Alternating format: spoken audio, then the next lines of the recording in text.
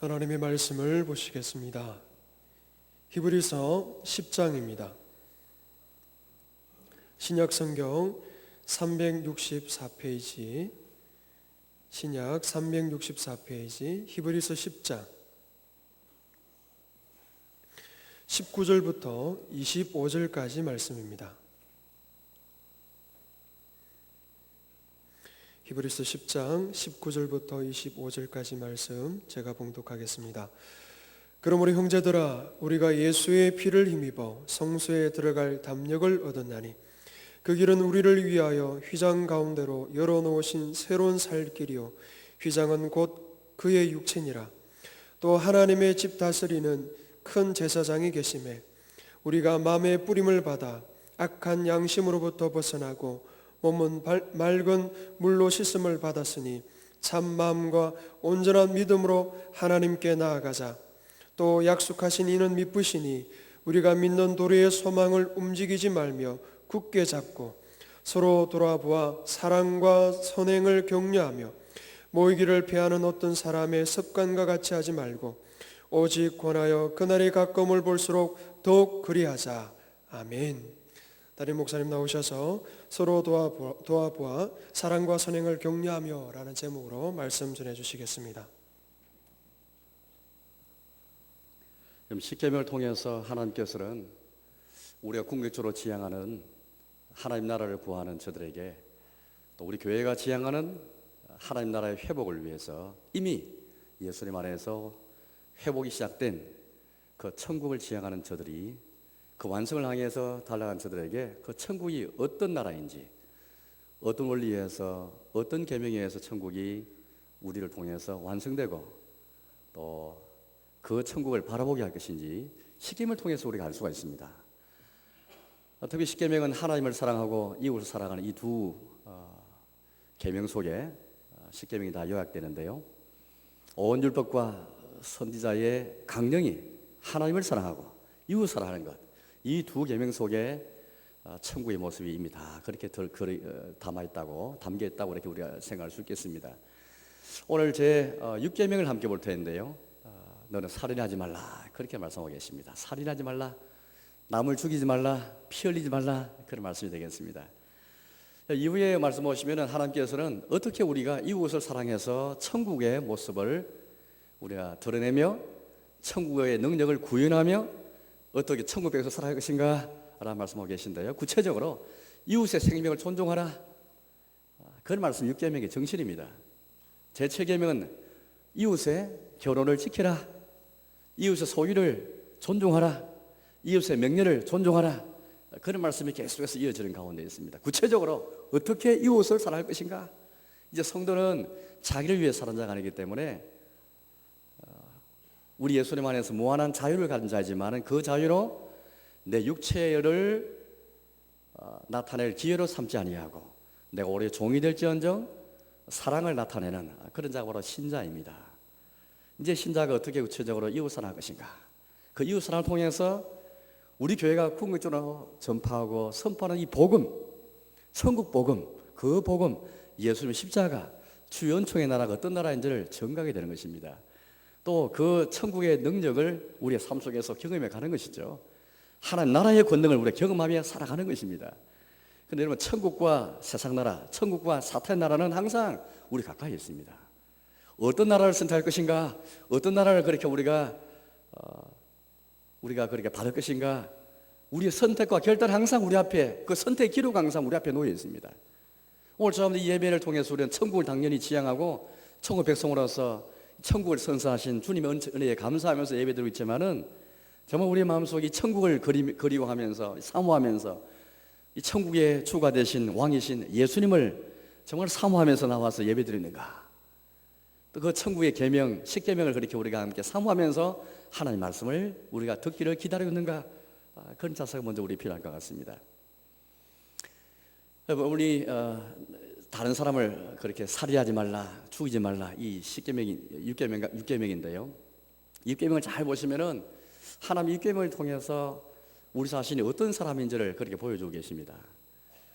이 살인하지 말라, 피 흘리지 말라, 죽이지 말라, 이 말씀인데요, 오늘 이 계명은 우리에게 성경의 역사, 성경의 창세기부터 계시록까지 쭉 이어지는 인류의 모든 역사를 한번 반성하면서 과거에 우리가 어떤 자인지, 하나님은요 우리 마음에 어떤 것이 있었는지, 또 지금도 우리 마음에 어떤 것이 있는지를 정확하게 이렇게 알고 계시죠. 인류 역사는 피해 역사입니다. 우리 주변에 여전히 전쟁의 역사, 지금도 남북 관계가 굉장히 고도의 그런 긴장 관계들이 있습니다만은, 이 전쟁이라는 것은 비록 우리가 남한과 북한만의 문제가 아니고 인류 역사부터 계속해서 이 살인과 피 흘리고 남을 죽이는 역사는 계속해서 왔습니다. 성경은 우리에게 그 역사를 뭐 이렇게 슬쩍 넘어가거나 혹은 이제 그렇게 과장하지도 않습니다. 항상 현실적으로 우리 다 그렇게 적나라하게 이런 인류 역사가 얼마나 피 흘리고 전쟁 일으키고 남을 죽인 역사인지를 적나라하게 우리를 그렇게 보여주고 계시는 것이죠. 창세기 4장 보면 최초의 살인 사건이 나오는데요, 형인 가인이 동생 아벨을 죽이고 맙니다. 창세기 4장에 나오고 있습니다. 또 나중에 보니까 사울 왕이 다윗을 죽이려고 합니다. 사울과 다윗의 관계는 장인과 사위의 관계입니다. 이런 우리는 살인 역사 혹은 전쟁 역사를 보면서 그 뿌리가 되는 것, 사실 살인의 뿌리가 되는 시기와 미움과 정오가 그 속에 있는 것을 우리는 잘 알고 있지요. 가인의 마음속에는 이미 살인으로 나타났지만 사실은 그 속에, 가인의 마음속에는 뭐가 있었는지를 우리는 잘 알고 있습니다. 여기까지 나가지 못하면 제6계명의 넓이와 깊이를 알 수가 없습니다. 오늘 하나님께서 우리에게 살해하지 말라는 말씀을 통해서 왜 어떤 측면에서 천국을 우리 말씀하시고, 이 천국 들어가기 위해서 나의 죄를 회개하고 돌이키지 않으면 천국 들어갈 수 없는 것인데, 어떤 점에서 돌이키하고 어떤 점에서 나의 죄를 보고 직면하면서 회개할 것인지를 우리 말씀하고 계십니다. 가인이 동생을 죽이는 그 역사를 통해서 우리는 가인의 마음속에 있었던 것이 무엇인지, 사울왕이 다윗을 죽이려 했을 때에 사울왕의 마음에 있었던 것이 무엇인지를 보아야 됩니다. 그들의 마음속에는 시기가 있었죠. 복수심이 있었고 정원한 마음이 있었습니다.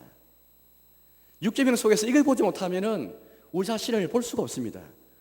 세상 나라는 피해 역사고 전쟁과 남을 살해하는 역사인데, 그 뿌리가 되는, 살인의 뿌리가 되는 시기와 미움과 정을 보지 못하면 우리 제6계명을 결코 이해할 수가 없습니다. 나의 죄를 볼 수가 없습니다.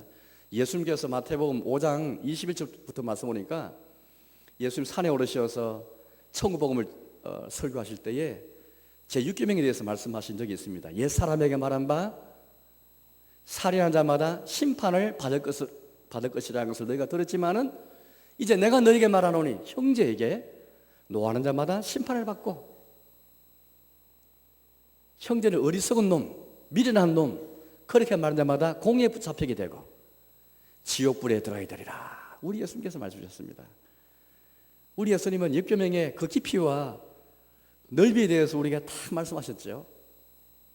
오늘 하나님께서는 우리에게 우리 자신을 돌아보면서 우리의 마음속에 있는 것이 무엇인지, 우리 사람의 마음속에 역사 가운데 사람 마음에 있었던 것이 무엇인지, 지금도 우리 마음에 있는 것이 무엇인지를 보게 해주시는 것이죠.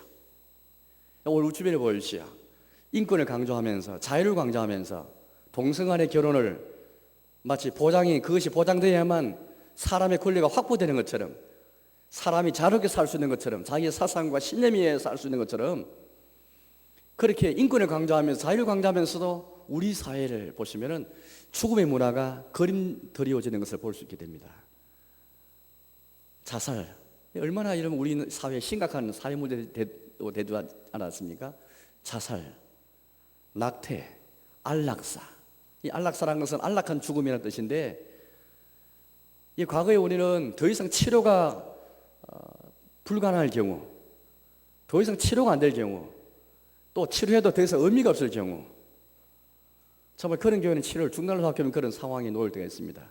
그럴 때도 우리의 마음속에 얼마나 의사들과 가족들이 얼마나 마음이 안타까워하지 않습니까? 그건 안락사라는 건 그렇지 않습니다. 안락사라는 것은 충분히 치료할 수 있음에도 불구하고 본인의 의사에서 죽여달라 하면은 죽여줘야만 인권이 보장되는 것이 안락사분을 통한 인권 문제입니다.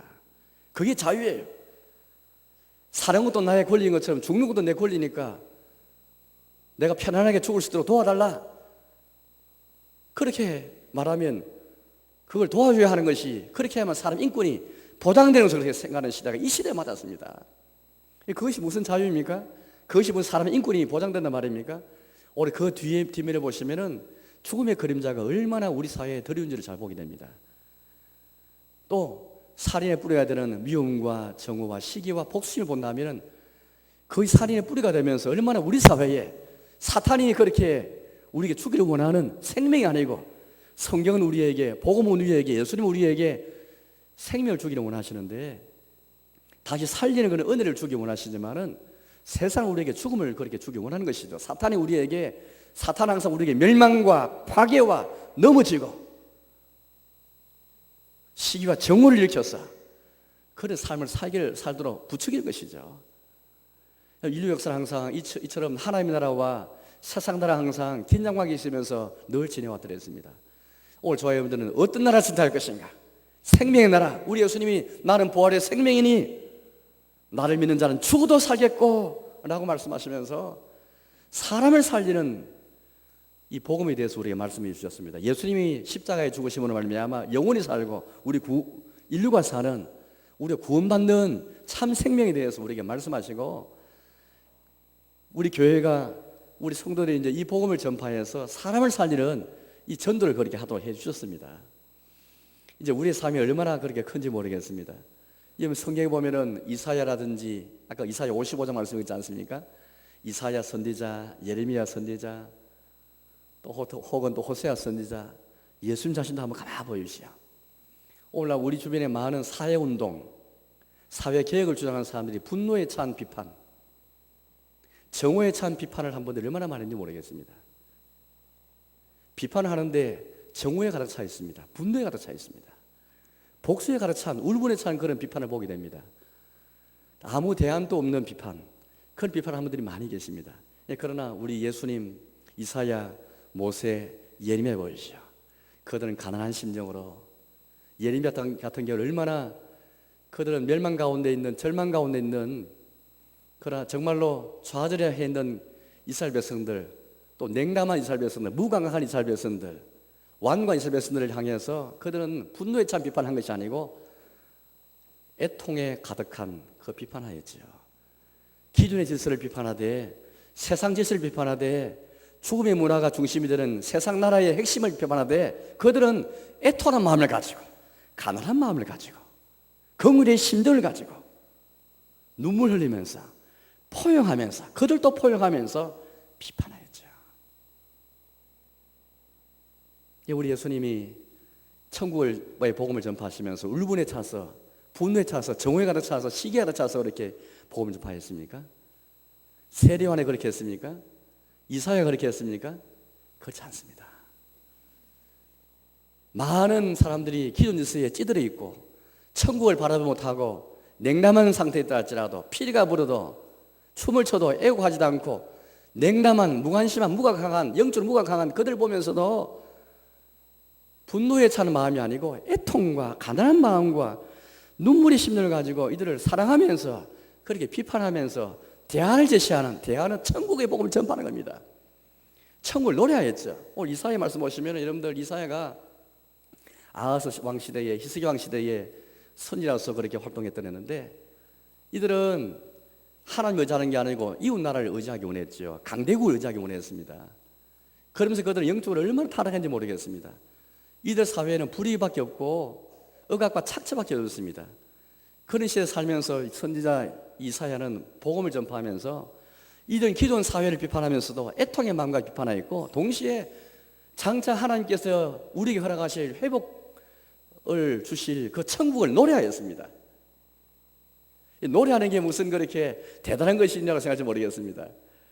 우리 기독교인들은 우리 하나님 나라를 꿈꾸면서 소망하면서 그 나라의 회복을 우리가 소원하고 기대하면서 노래하는 사람입니다. 절망 가운데 있으면서 주님을 찬송하면서 주의 나라를 노래할 수 있는 사람이 바로 선자들이었고 우리 교인들이었습니다. 오늘 주변에 많은 사람들이 개혁하고 운동하기 원하면서 얼마나 분노찬지를 보십시오. 교회 안도 마찬가지입니다. 그것으로는 결단과 천국의 복음이 전파될 수가 없습니다. 사회적인 방법이, 세상의 방법이 사탄이 원하는 방법대로 살인의 뿌리가 되는 시기와 미움과 질투와 정과 복수심이 우리 마음을 점령해서는 안 됩니다.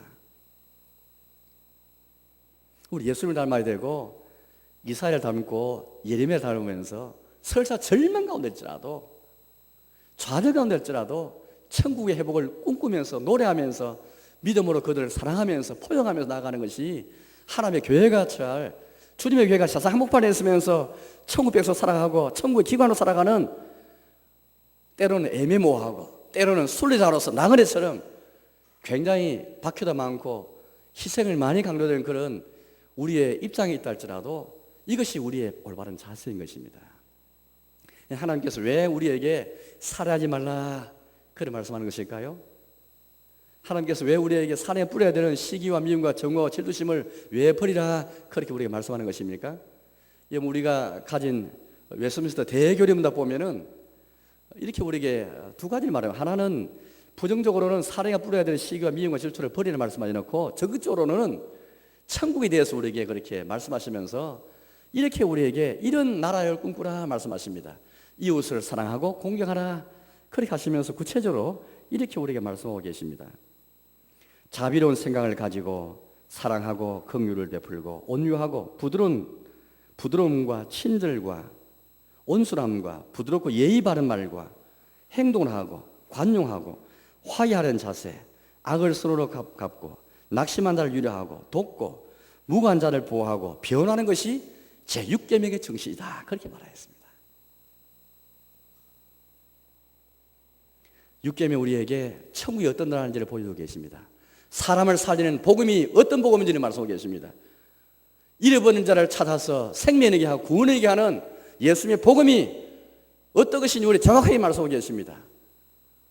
친절을 베풀고 관용하고 사랑하고 온유하고 부드럽고 예의 바른 말과 행동하고 자유를 베풀고 무고한 자를 위로하고 낙심한 자를 도와주는 것, 이게 바로 제6계명의 정신입니다.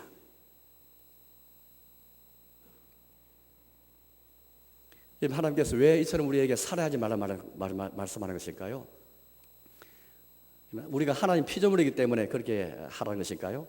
저 제6계명 보면서 우리 이웃들을 어떻게 보느냐, 우리 이웃에 대해서 그 사람이 신자든 불신자든 간에 상관없이 내 주변에 있는 분들, 내 주변 이웃들을 어떻게 생각하느냐에 달려있다고 저는 확신하고 있습니다.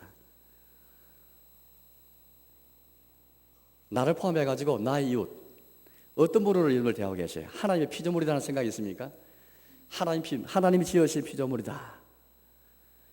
근데 오늘 하나님께서 우리에게 거짓말 그치지 않습니다. 남을 살해하지 말라, 남을 죽이지 말라, 피 흘리지 말라, 시기와 정오, 분노, 그런 복수심을 가지 말라, 오래 공경하고 사랑하라, 온유와 친절 베풀라 말씀하시면서 천국 복음을 우리에게 말씀하실 때에 도대체 그 근거가 되는 그 이유가 무엇일까요? 하나님 피조물 때문에 그럴까요? 그 이상입니다. 왜냐하면 동물도 식물도 똑같이 사람과 피조물이기 때문입니다. 사람은 동물과 식물보다 더 그 위에 있는 존재이죠. 어떤 사람은 채식만 먹는 사람이 있습니다. 동물 죽여서는 안 되고, 그래서 채식만 먹는, 동물도 하나의 피조물이기 때문에 사람도 피조물이고, 그래서 사람하고 동물하고 같은 동격으로 보고 대신 채식하면서 채소만 먹으면서 생각하는, 그건 아주 옳지 못합니다. 하나님께서 우리에게 남을 죽이지 말라, 살해하지 말라 말씀은 단순히 사람이 피조물이기 때문에 건너 그치지 않습니다. 그렇다면 사람은 동물하고 별로 다를 바 없습니다. 식물하고 다를 바 없습니다. 어떤 사람은 동물 보호에 애를 많이 쓰는데, 물론 우리는 동물 무자비하게 잔인하게 죽이고 학대하는 것은 금해야 되죠. 또 자연 환경도 우리가 보호해야 됩니다. 그러나 때로는 하나님께서 우리에게 동물과 식물을 우리에게 식용을 허락하셨고, 또 제한적이지만은 동물을 실험 삼아 또 인간의 유익을 위해서 사용하셨도록 그런 권리를 우리 주셨죠. 사람은 그런 권리를 선사받았습니다. 따라서 동물과 식물과 사람은 같이 동격에 놓을 수 없는 존재이죠. 사람은 훨씬 더 높은 가치 있는 존재입니다. 알버트 슈바이처라는 그런 사람이 생명에 대한 경외라는 그런 용어를 써서 사상을 그렇게 피력하였습니다. 사람의 생명에 대한 경외심 때문에 남을 죽여서는 안 되는 것일까요? 그럴듯하게 보입니다. 그러나 그 이상입니다. 왜냐하면 사람의 생명은 결단과 절대적인 가치를 가지고 있지 않습니다. 절대적인 가치를 가지고 있는 것은 하나님이 경외하는 것이지, 우리가 지난주 제가 설교했죠. 로마서 13장과 설교했지만은 때로 하나님께서는 정부에게 칼의 권세를 주셨죠. 남을 죽인 자에게 때로는 정부가 칼에 구서 가지면서 그 사람을 벌을 주고 때로는 사형에 처할 수도 권리 주셨죠. 보수적인 신앙하는 사람들은 사형제도를 폐지하기 원치 않습니다. 하나님은 정부에 그런 권세 주신 것을 믿고 있고 사람의 생명 자체가 절대적인 가치를 갖고 있지 않습니다. 하나님의 경영보다 밑에 있는 것이죠. 우리는 보수의 신앙의 노선을 따라서 하나님께서는 생명에 대한 경외심 그 자체는 좀 그렇다 하지만은 조금 더 나아보면 여기에도 하나님을 떠나서 주님을 벗어나서 사랑 생명 자체만 절대시하는 인본 사상이 사실 그 속에 다 포함되어 있습니다. 오늘 적당하게 구별해야 되는 것이죠. 그렇다면 하나님께서 왜 우리에게 살해하지 말라, 피 흘리지 말라 말씀하실까요? 왜 그래서 안 되는 것일까요? 사람은 동물과 달리, 사람과 달리 하나님의 형상대로 지음을 받기 때문입니다. 창세기 9장 6절 말씀 보니까 노아 시대 대홍수가 있었지 않습니까? 인류가 다 죽고 말았습니다. 심판받았습니다. 그런 다음에 하나님께서 노아의 가족을 살리시고 새롭게 시작하실 때에 주신 말씀입니다. 그때 뭐라고 우리 주님께서 말씀했습니까? 다른 사람 피를 흘리지 마라. 다른 사람 피를 흘리면 그 사람 피로 흘릴 것이니. 그럼 이거 중요합니다. 이는 사람은 하나님의 형상대로 지음을 받았음이니라. 그렇게 말씀해 주셨습니다. 우리는 하나님 피조물이기 때문에 생명의 경외심 때문에 그렇지 않습니다. 하나님의 형상대로 지음받은 존재이기 때문에 내 이웃, 그 사람 신자가 아니랄지라도 불신자일지라도 주님의 형상대로 지어받은 사람이기 때문에 존중하고 사랑하는 겁니다. 출발은 여기입니다.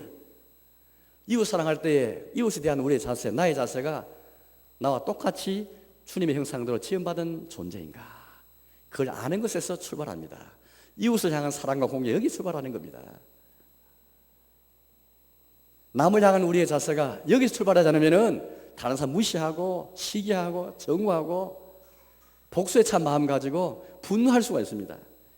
그러나 하나님께서 우리 근본적으로 다른 사람을 향한 태도, 대인관계에 있어서 그 근본 자세가 무엇이냐? 저 형제도 저 사람도 나와 똑같이 주님의 형상대로 지음받는 사람이다. 야고보서 말씀 보니까 그런 말씀이 있습니다. 혀에 대해서 말하면서 너희가 혀로 한편 하나님 아버지를 찬송하고 또 이것으로 사람을 저주한도다, 그렇게 우리에게 말씀하시면서 책망해 주셨습니다. 똑같은 혀와 혀를 가지고 한편으로는 주 아버지 하나님을 찬송하면서 또 다른 한편으로는 사람을 저주하는 우리의 혀에 대해서 책망하시며 주신 말씀입니다. 그러면서 하실 말씀이 그 뒤에 나와 있습니다. 하나님의 형상대로 지음받은 사람을 너희가 저주한도다, 그 말씀 주셨습니다. 저주하는 것이 왜 나쁘냐 하면은, 왜 저주하는 것이 다른 사람을 살해하는 것과 왜 방불하냐 하면은 바로 그것은 하나님의 형상대로 지음받은 사람을 저주하는 것이기 때문입니다. 따라서 오늘 살해하지 말라, 그 근거가 되는 하나님 형상이기 때문에 살해하지 말라, 저주하지 말라, 이 말씀은 우리 무엇을 말씀하십니까? 하나님 형상대로 지음받은 사람을 저주하고 그 사람 피를 흘리는 것은 곧 주님에게 도전한 것이죠. 왜? 주님이 자기 형상대로 사람을 지으시기 때문입니다. 이 근본적인 마음이 없이는 이웃 사랑하는 그 근본 자세 원리가 이미 어긋나 있습니다. 틀려 있습니다. 어떤 마음 가지고 이웃 사랑하기 원하셔요? 그냥 생명이랑 정의 때문입니까? 하나님 피조물이기 때문에 그렇습니까? 그렇지 않습니다. 하나님의 형상대로 지음받은 사람이기 때문에 그들을 사랑하고 공개하고, 주님에 대한 사랑과 공경 때문에 주의 형상대로 지음받은 사람을 사랑하고 공개하고 친절을 베풀고 온유하고 예의 바르게 행동하고 관용을 베풀고 그렇게 하는 것이죠. 그러나 오늘 성경은 우리에게 오늘 말씀 보시면은 특별히 교회 안에 있는 지체들에게 더 육겸의 정신을 따라서 더 사랑을 베풀됩니다. 교회 밖에 있는 이웃은 물론이지만 특히 믿음의 지체들, 믿음의 형제들, 교회 안의 지체들을 향해서 우리는 육겸의 정신을 따라서 더 공개하고 사랑 베풀지 않으면 안 됩니다. 오늘 말씀을 보십시오. 19절 말씀을 읽어보겠습니다. 그러므로 형제들아, 우리가 예수의 피를 힘입어 성수에 들어갈 담력을 얻었나니. 형제들아, 그렇게 우리가 말하고 있습니다. 나중에 보시면 우리가 흔히 잘하는 말씀 24절 말씀 보니까 서로 돌아보아 사랑과 선행을 격려하며, 설교 제목인데요. 교회는 서로 돌아보고 사랑과 선행을 격려하는 곳인데 그 이유가 무엇입니까? 형제들아라고 시작하고 있습니다. 교회 밖에 있는 사람이 할지라도 똑같이 하나님 형상권 지음받은 이웃임을 내가 알 때에 이웃계명 정신을 실천할 수 있는 것처럼, 더 나아가서 교회 안에 지체에 대해서는 형제임을 인식하지 않으면 함께 하나님의 가족이고, 그래서 예수님 안에서 함께 형제가 된 이 사실에 출발하지 않으면 우리 육계명의 그 계명을 실천할 수가 없습니다. 우리가 과연 형제임을 예수님 피보다 진하게 있겠습니까? 아무리 우리가 우리 육신의 부모가 있고 육신의 형제가 있는데, 가족들이 있는데, 사람의 피, 혈연, 그것이 얼마나 우리를 움직이고 얼마나 그것에 의해서 정치적인 선택도 좌우해지고 얼마나 이 사람의 피가, 혈연이 얼마나 힘이 센지는 우리는 우리 사회에서는 잘 알고 있습니다. 아무리 혈연 중심, 학연 중심, 또 지연 중심을 우리가 타파한다 할지라도 그럼 무엇이 가운데 얼마나 혈연을 따라 움직이는 것을 잘 알고 있잖아요. 그러나 여러분, 예수님 피가 혈연보다 더 무섭습니다. 우리 예수님의 피를 힘입어서 형제가 되기 때문이죠. 우리 기독교회는 우리 형제 된 것은 사람의 혈연에 의해서 형제 된 사람이 아닙니다. 혈연을 따라서 우리는 가족이 아닙니다. 그러나 예수님의 피로 말미암아 예수님 피를 이어받은 보혈의 능력으로 말미암아 함께 하나님의 건속에 된 형제들입니다.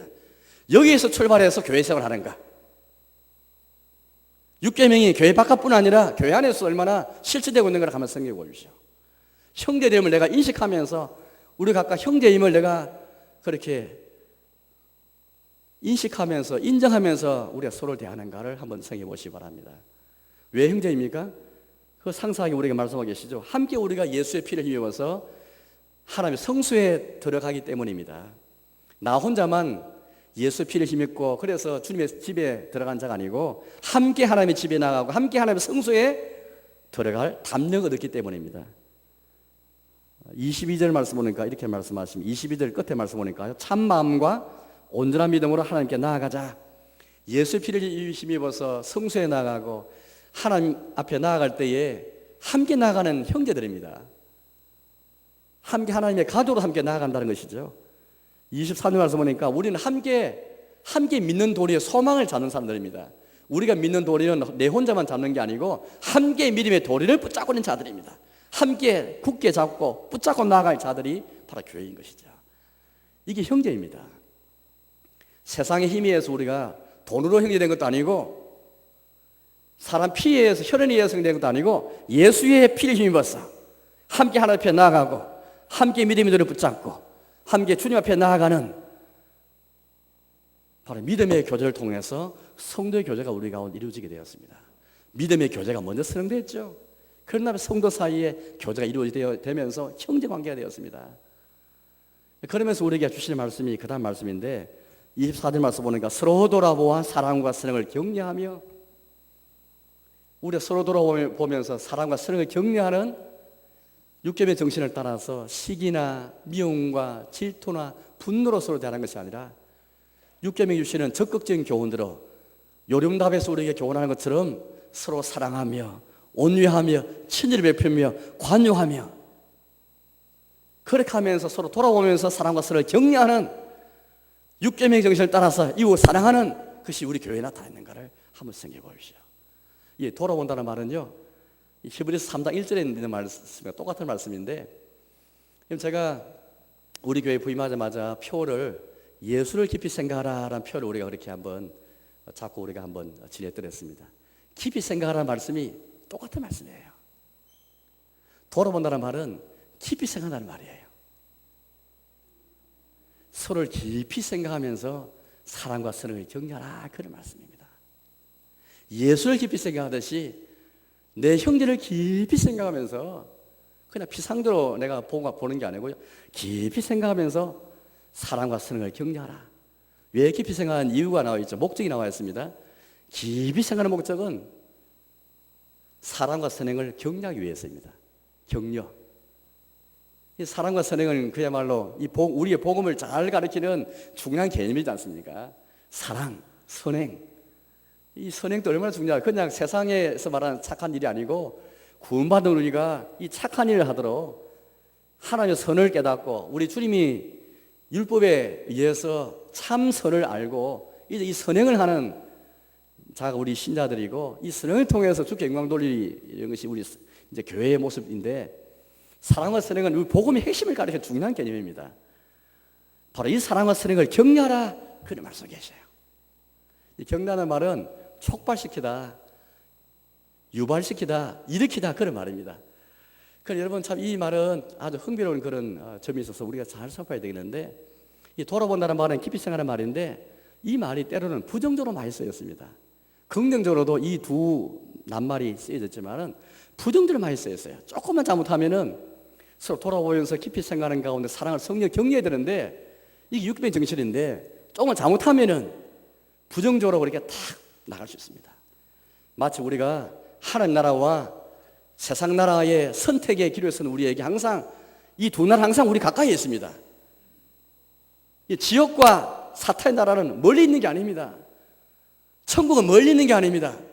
우리 가까이에 있으면서 항상 어디 선택할 것이 결단이 요구되는 주님 우리에게 이 나라를 천국을 선사하기 원하시고 사탄 역시 우리에게 자기 나라를 그렇게 항상 우리에게 미혹을 통해서 이 나라를 주기 원하는데 중요한 것은 우리가 어떤 나라를 구하고 찾는가 우리 결단이 달려 있습니다. 서로 돌아보아 사랑과 선을 격려하는 것도 마찬가지인데 예수님을 깊이 생각하듯이 형제를 서로 깊이 생각함으로써 사랑과 성령을 격려하는 그런 교제가 있는 교회인가? 아니면은 부정적으로 사용되어졌어요. 이 돌아본다는 말은 이 부정으로 사용하니까 엿본다는 말입니다. 시편 37편 말씀 보니까 바로 이것이 부정적으로 그렇게 우리에게 쓰여지고 있는데요. 이렇게 말하면 시편 37편 32절인데 악인이 의인을 엿보아 살해할 기회를 찾으나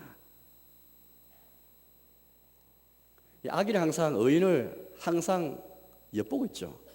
돌아보는 게 잘못되면 깊이 생각하는 게 딱 삐딱이 돼버리면 엿보는 것입니다. 살해할 기회를 찾기 위해서 죽이기 위해서 그 마음에는 뭐가 있습니까? 시기가 있죠.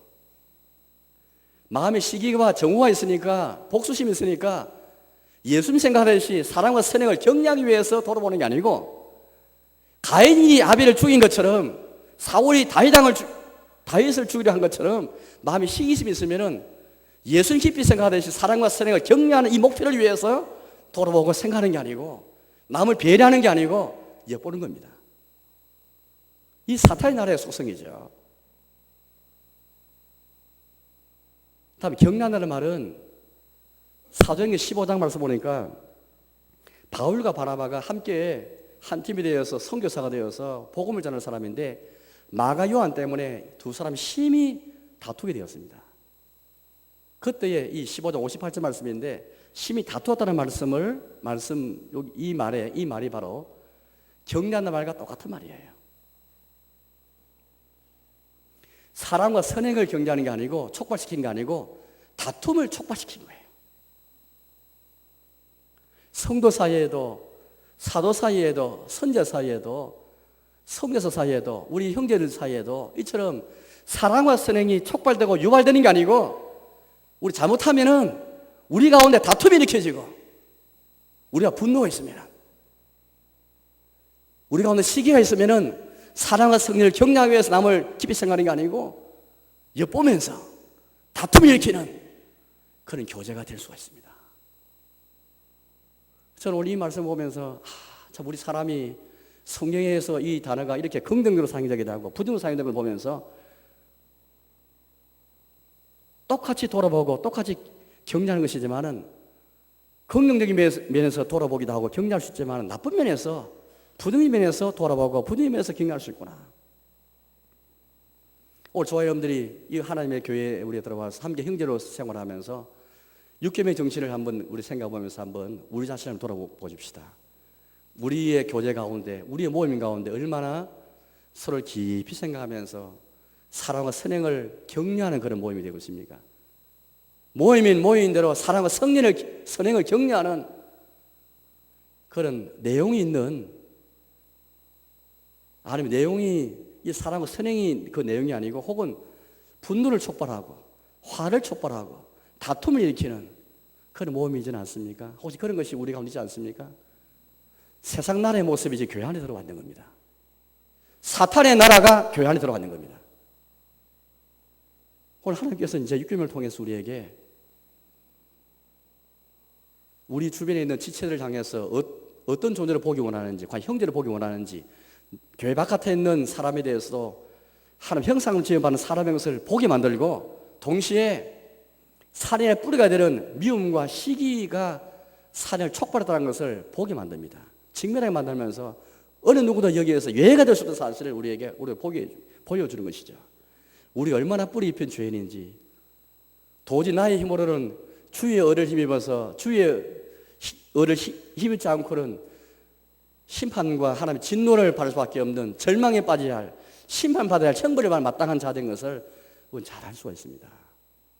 교회 바깥에 있든 교회 안에 있든 간에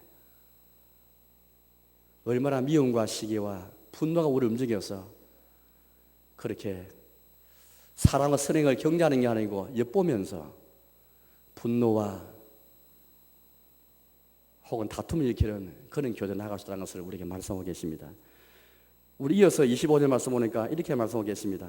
모이기를 피하는 어떤 사람들의 습관과 같이 하지 말고 오직 권하여 그 날이 가까운 볼수록 더욱 그리하자. 그 날이 가까운 볼수록. 이 그날이라는 것은 종말이죠. 예수님이 재림하시고 천국이 완성되는 그날을 가리키는데 그 날이 가까운 볼수록 더욱 그리하자. 예, 교회는 어떤 것입니까? 그 날이 가까움을 보는 사람들입니다. 그 날이 가까운 것을 항상 대망하고 그 날이 가까이 오는 것을 항상 인식하고 깨닫고 준비하는 것이 바로 교회입니다. 종말 신앙을 가진 자들의 교제와 모임이 바로 교회입니다. 그리고 이것이 서로 돌아오면서 사랑과 쓰레기를 격려하는 건 무슨 상관이 있습니까? 깊은 관계에 있습니다.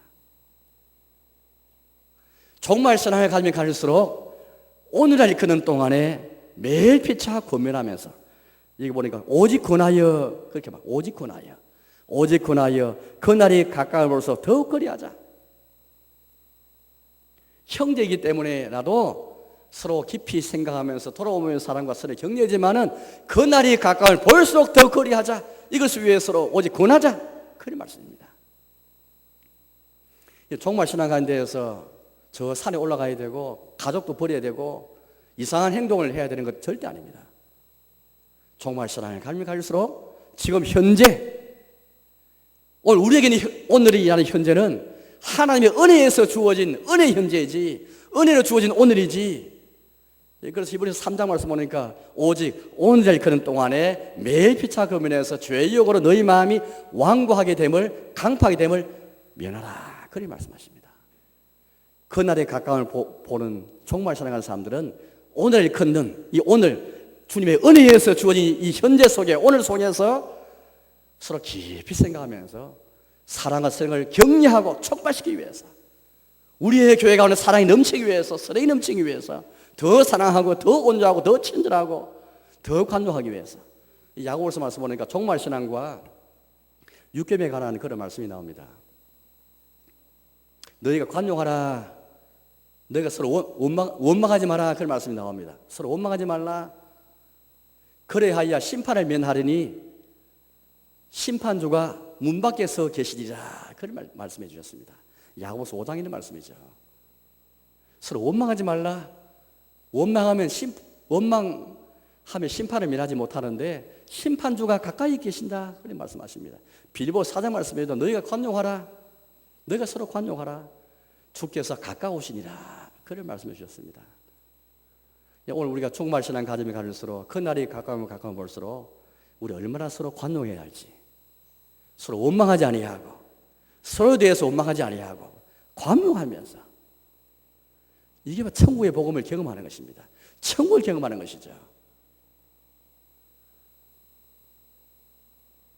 세상 나라의 원리처럼 비판하더라도 개혁을 주장하면서도 분노에 찬 울분 터뜨리면서 개혁 운운하고 그렇게 주장하는 사람이 아니고 가난한 마음을 가지고 그럴 것까지 다 포기하면서 오히려 주의 나라의 회복을 꿈꾸면서 노래하면서 찬송하면서 찬송만큼 더 큰 비판이 없습니다. 절망 가운데 있으면서 주의 나라를 꿈꾸고 노래하면서 찬송하는 자가 진짜 비판자입니다. 기존의 질서는 원망과 시기와 다툼과 전쟁에 의해서 나라에 끊어지고 사회에 끊어지고 될지 모르겠지만은 천국과 하나님의 교회와 성도는 그렇지 않습니다. 온유하고 관용하고 육김의 정신을 따라서 서로 사랑하면서 주께서 가까우심을 기억하면서 오직 권함이 있는 종말 신앙이 강하면 강할수록 오늘 그 동안에 더 깊이 생각하는 가운데 사랑과 선을 격려하면서 나아가는 그런 자들이 모임과 교제가 바로 하나님의 교회인 것입니다. 이제 말씀 맺도록 하겠습니다. 사랑하는 여러분, 우리는 이웃 사랑에 대한 계명을 제4계명부터 이미 시작된 것을 보았습니다. 안식을 지키면서 나만 안식 지키는 것이 아니고 나의 가족들, 나와 관계된 모든 사람들도 함께 안식할 수 있도록 도와주는 게 이웃 사랑이었고, 부모 공경하면서 권위자에게 복종하는 것도 이웃 사랑을 함께 보았습니다. 이 더 구체적으로 이웃의 생명을 존중하는 것, 주님의 형상대로 지음받은 사람이기 때문입니다. 특히 교회 안에서는 우리 서로에 대해서 형제이고 하나님의 가족이기 때문에 더 사랑하고 온유하고 더 공개할 그런 책임이 우리 가운데 있습니다. 가인처럼 내가 내 동생을 지킨 자니까, 내 형제를 지킨 자니까 라고 말하는 자세가 우리 사회에도 우리 교회도 밀려들어오고 있습니다. 우리 제6계명의 정신을 따라서 내 형제와 내 이웃을 책임지는 마음을 가지고, 그게 사랑하는 마음을 가지고서 6계명 정신을 따라서 이웃을 사랑하면서 하나님 형상으로 지음받은 사람, 형제로 우리 함께 보름받은 사람, 또 그렇게 하나님께서 우리에게 이 은혜를 주신 주님을 공개하는 마음을 가지고 이웃 사랑 계명을 잘 지켜나가시는 저와 님 되시기를 주님의 이름으로 축원합니다. 함께 통성으로 기도하겠습니다.